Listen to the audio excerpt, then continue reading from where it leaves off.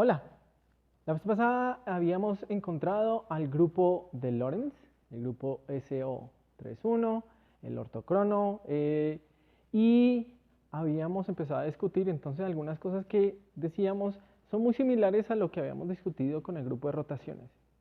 Ahora, algo que habíamos aprendido con el grupo de rotaciones era las propiedades de transformación de las cosas, o sea, empezábamos a etiquetar las cantidades que en principio podían ser físicas en términos de cómo ellas transformaban bajo una rotación. Lo mismo podemos hacer acá con el grupo de Lorentz y empezar a descubrir qué es lo que se llaman los tensores del grupo de Lorentz. Entonces, cada grupo pues va a tener sus tensores y pues la situación es análoga. Tenemos una transformación y yo voy a de una vez arrancar con la transformación general de coordenadas, que las definíamos idéntico, así de esta manera.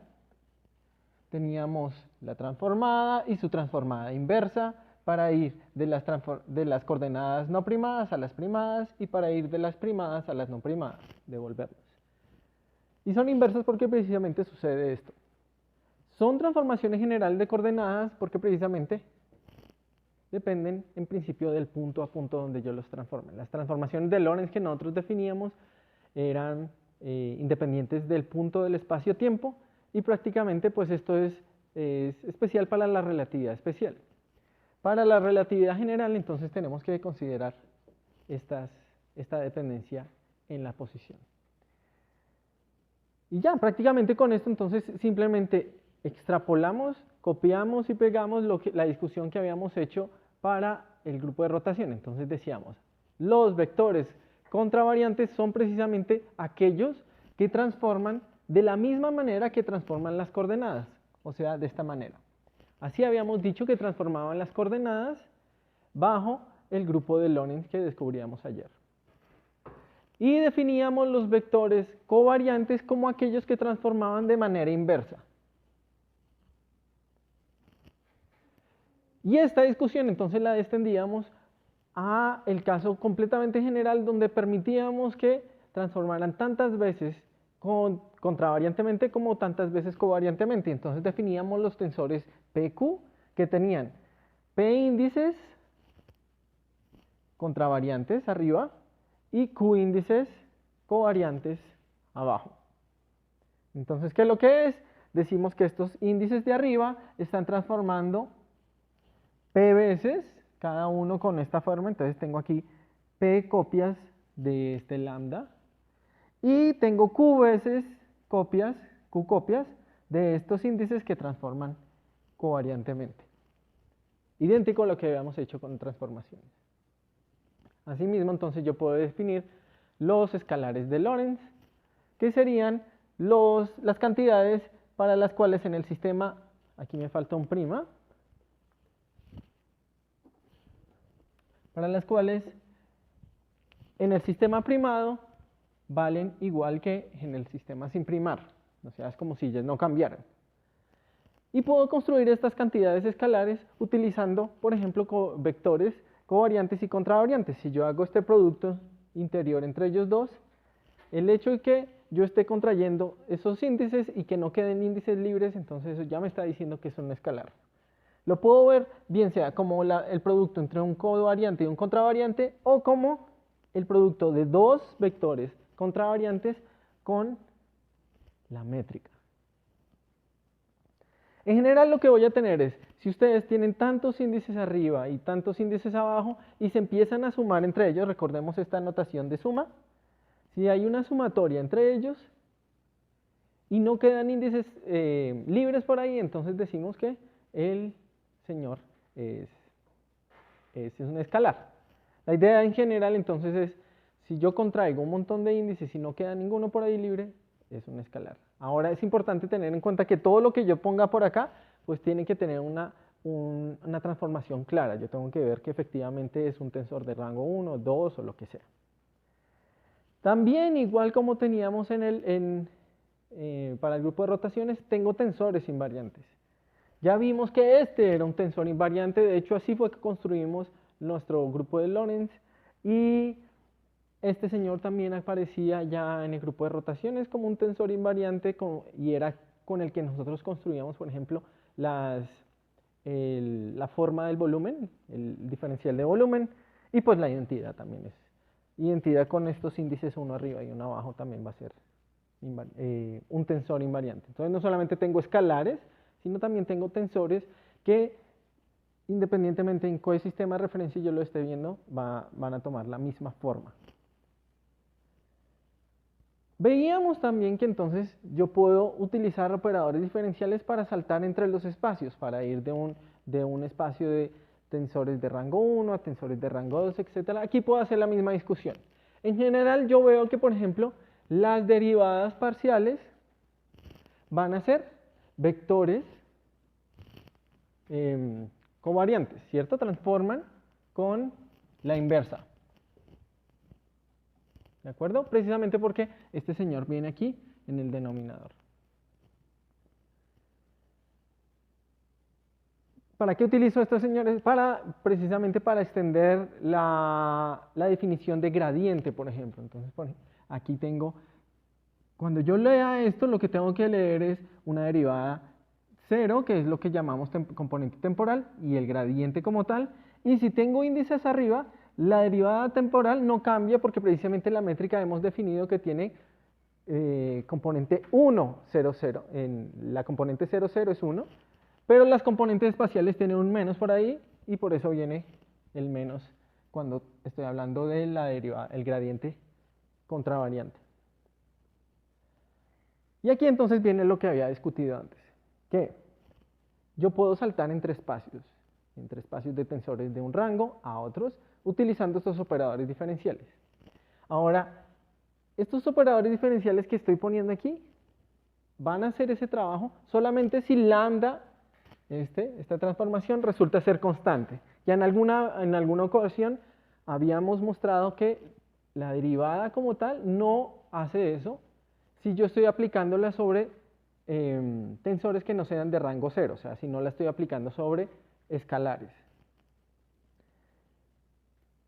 Y entonces tengo que definir la derivada covariante. Pero si este señor es constante, entonces esto que voy a decir se aplica completamente. En particular, si yo aplico las derivadas sobre este tensor, y fíjense, este índice está sumando, entonces aquí me quedan libres p-1 índices, de tal manera que entonces este señor se va a comportar como un tensor, pero de rango inferior, p-1, q. Entonces la idea es que yo estoy aquí sumando entre estos, ¿sí? Y le resto entonces un índice contravariante. Si yo sumo un contravariante con un covariante aquí, también va a suceder lo mismo, pero entonces le estoy quitando índices aquí, ya no tengo q, sino hasta q-1. ¿Ok? Aquí para la ilustración pues estoy utilizando el primer índice, pero puedo hacer la suma con cualquiera de estos. ¿Listo? Y lo mismo aquí, puedo hacer la suma con cualquiera de estos, va a ser irrelevante porque igual estoy quitando alguno de arriba o alguno de abajo. Entonces, si se dan cuenta, estoy pasando de un tensor de rango PQ a un tensor de rango P-1 o un tensor de Q-1.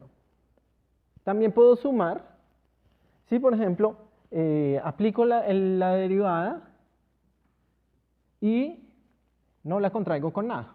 Entonces ahora van a quedar, además de estos P's, queda uno extra y por eso tengo un P+1. Y además de estos Q, tengo uno extra y entonces tengo Q+1.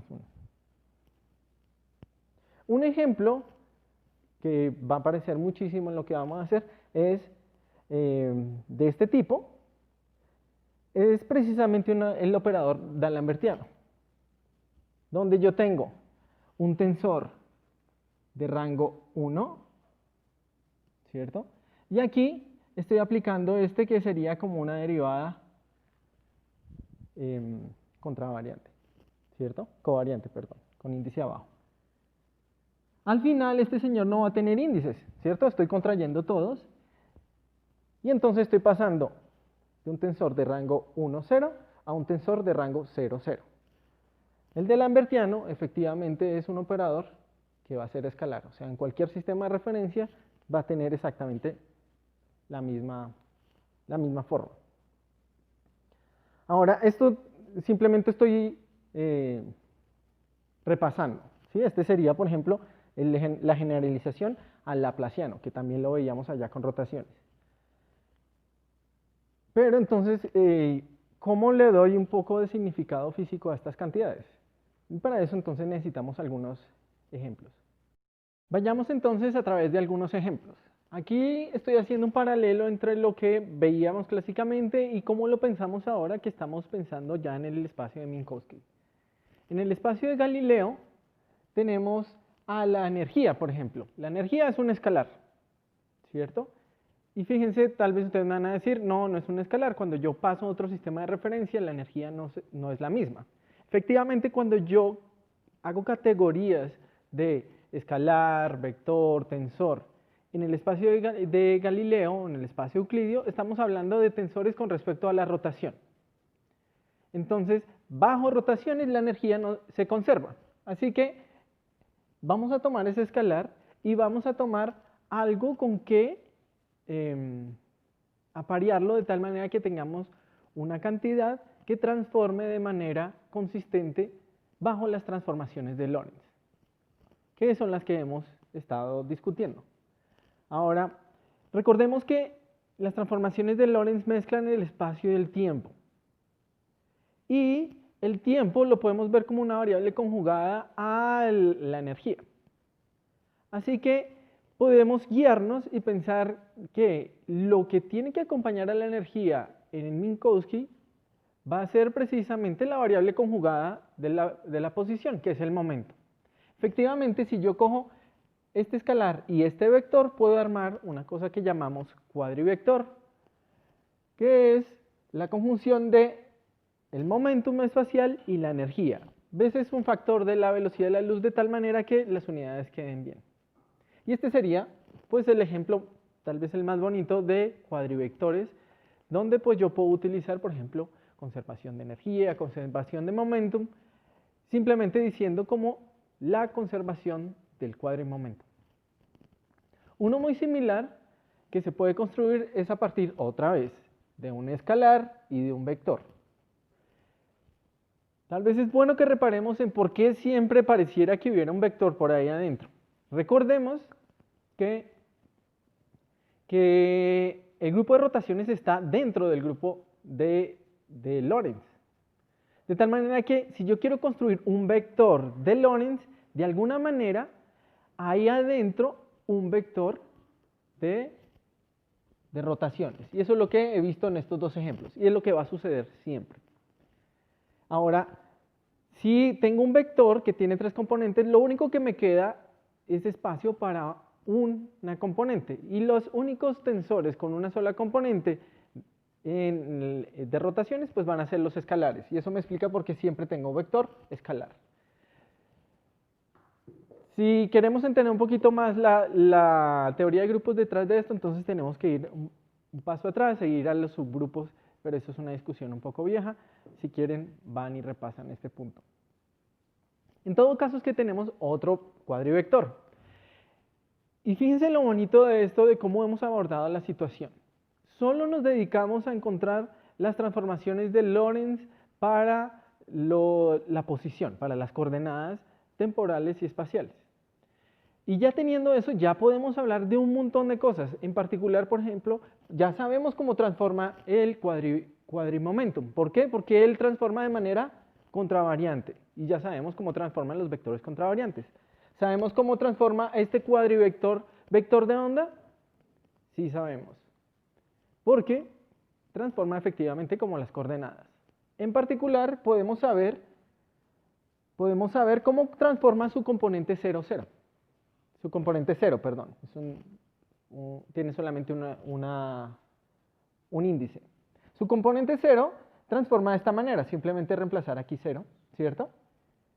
Y de aquí ustedes van a retomar un resultado también famoso de la relatividad especial, que es el efecto Doppler, que me dice que efectivamente cuando yo paso un sistema de referencia a otro, las frecuencias se ven modificadas.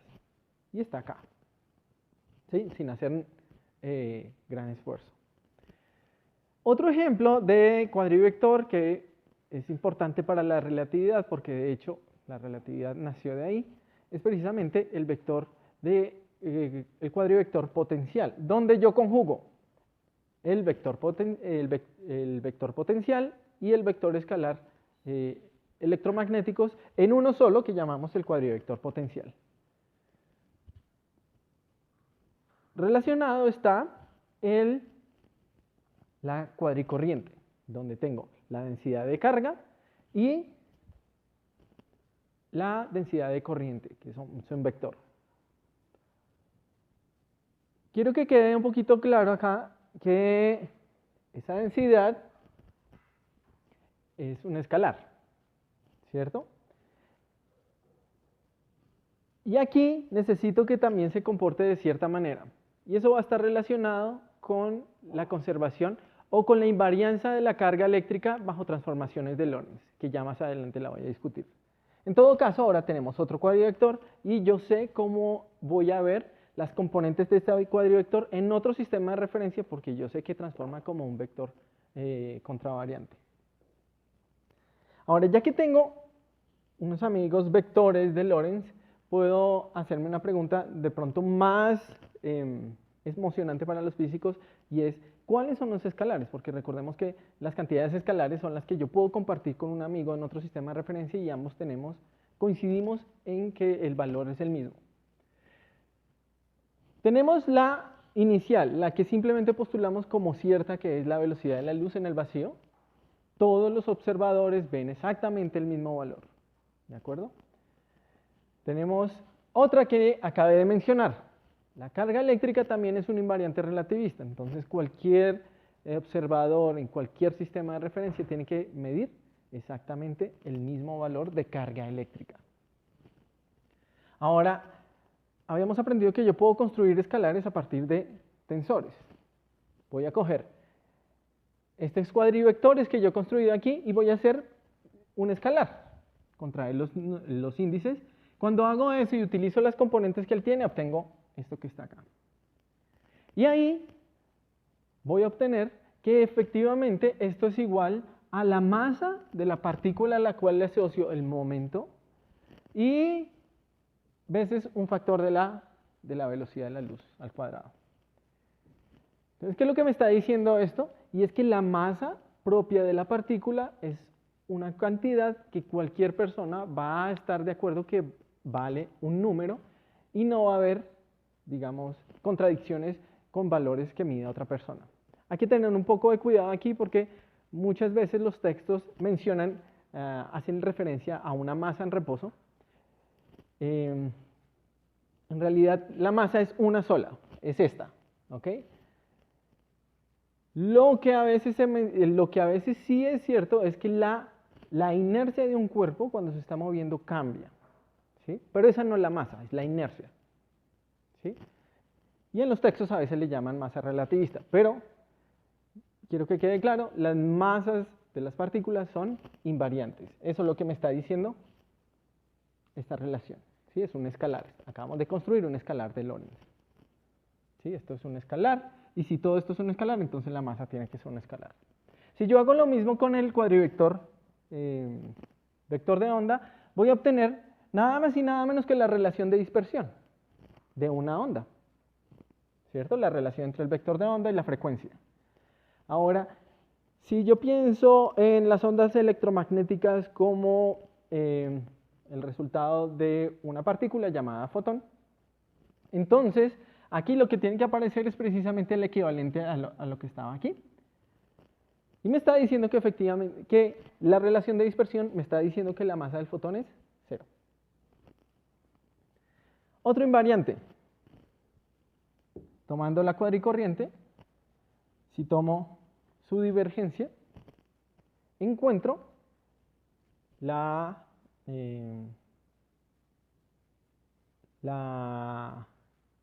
ecuación de continuidad, que me dice que efectivamente la carga eléctrica se conserva en el tiempo, ¿sí? Y aquí estamos conectando con lo que habíamos dicho con Neta. Con el teorema de Neta me decía, hay una cantidad conservada. De hecho, podemos demostrar que este señor que está aquí es la corriente de neta para una transformación. Entonces hemos hablado de cuadrivectores, de escalares. Déjenme dar un ejemplo para tensores. ¿Qué habíamos hecho para construir los cuadrivectores? Cogíamos vectores y los añadíamos con un escalar, ¿sí? Que se iban a mezclar. Aquí lo he hecho un poco sin explicación. Expliqué un poco esta. Pero detrás hay toda una simetría. ¿Listo? Hay unas relaciones. En particular, por ejemplo, ahora quiero construir un tensor de rango 2 de Lorentz. Y para este entonces voy a necesitar vectores. Si yo quiero construir un tensor de rango 2 de Lorentz, en particular, si quiero construir un tensor de rango 2 antisimétrico, yo sé que va a tener 6 componentes. ¿Sí? Porque va a ser una matriz 4×4 antisimétrica. Y voy a tener 6 componentes libres. Efectivamente, esos son las componentes que van a tener 2 vectores. ¿Y qué vectores voy a escoger? Voy a escoger 2 vectores de Galileo, que son el campo eléctrico y el campo magnético.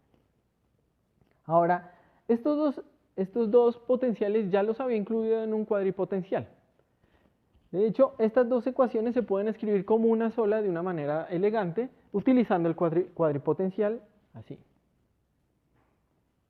Y me doy cuenta que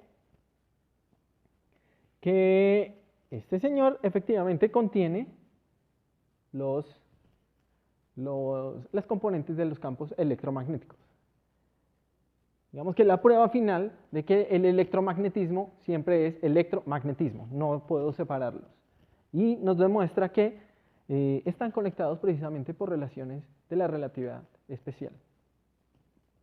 Si yo tengo este tensor, yo puedo, por ejemplo, construir un escalar.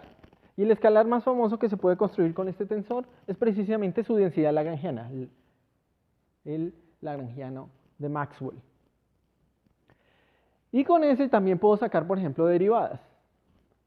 Si hago esto, ustedes pueden demostrar que utilizando estas relaciones que tengo aquí y estas que están aquí, se obtiene las ecuaciones de Maxwell. Entonces, con estos ejemplos espero que el concepto de tensor, vector, etcétera, en Lorentz quede más claro. Quiero mencionar una cosa que tal vez he pasado un poco de alto. Ya mencioné que cuando yo etiquetaba los tensores de Galileo, utilizaba solamente rotaciones. Aquí estamos hablando del grupo de Lorentz. Y etiqueto los vectores, tensores, etcétera, a partir de cómo transforman bajo Lorentz. Pero en realidad, la simetría de nuestro universo es un poco más grande. Para aclarar esto, déjenme hacer un pequeño comentario. No voy a ahondar ni realmente es mi interés de que tomemos todo lo que está detrás de esto, pero sí creo que es bueno que aclaremos. La situación es que cuando uno habla del espacio galileano, en realidad la simetría es mucho más que la simetría de rotaciones. También tengo la posibilidad de pasarme de un origen a otro. Y eso ya lo habíamos mencionado en algún momento. Al final, entonces, uno habla de un grupo de Galileo. Aquí tenemos algo parecido. Entonces, tengo un espacio homogéneo y además de que yo pueda hacer las transformaciones de Lorentz, yo puedo escoger el origen del espacio-tiempo donde yo desee. Y eso entonces lo voy a ver como una transformación no homogénea, como una traslación. A estas transformaciones también entonces les puedo asociar unos generadores que va a venir de lo mismo que en algún momento habíamos hablado, del momento como generador de traslaciones. Entonces tengo que ese momento, el cuadrimomento, va a ser el generador de esta nueva traslación. Y entonces al álgebra tengo que incluirle lo que él haga, ¿sí? Y a este grupo entonces le llamo el grupo a Poincaré. Entonces tengo Lorentz, que ya lo discutimos. Tengo que las transformaciones puedo hacer una traslación en una dirección, traslaciones en la otra, traslaciones temporales, y puedo hacer que todas estas traslaciones hacerlas en el orden que yo desee y no va a afectar el resultado. Ellas conmutan. Y también tengo una relación de conmutación con los momentos angulares. En el fondo esto lo que me está diciendo es que efectivamente este señor es un cuadrivector. El hecho es que el álgebra es más extensa. Y como tengo generadores, también les puedo encontrar unas representaciones, como hacíamos con el momento angular, pueden ser matriciales o pueden ser diferenciales, donde aquí vemos evidentemente que estamos hablando del cuadrimomento. Y como tenemos una situación donde son transformaciones que se pueden hacer infinitesimalmente, entonces puedo hacer lo mismo que hacíamos con el momento angular y hacer las transformaciones finitas como exponenciales del factor que yo quiero trasladar veces mi generador. Esto hay un trasfondo, como ya les digo, no quiero que tengamos todo familiarizado acá. La idea acá es que, al igual que sucede con el espacio de Galileo, donde la simetría es mucho más grande, pero yo etiqueto los elementos con respecto a cómo ellos transforman con rotaciones, entonces aquí también tengo un grupo mucho más grande, que es el grupo de Poincaré, pero lo que yo llamo tensores van a ser debido a las propiedades y sus transformaciones respecto solamente al grupo de Lorentz. Entonces hoy estuvimos viendo un poco de los tensores del grupo de Lorentz. La próxima vez entonces nos vamos a adentrar en la cinemática relativista. Así que nos vemos pronto.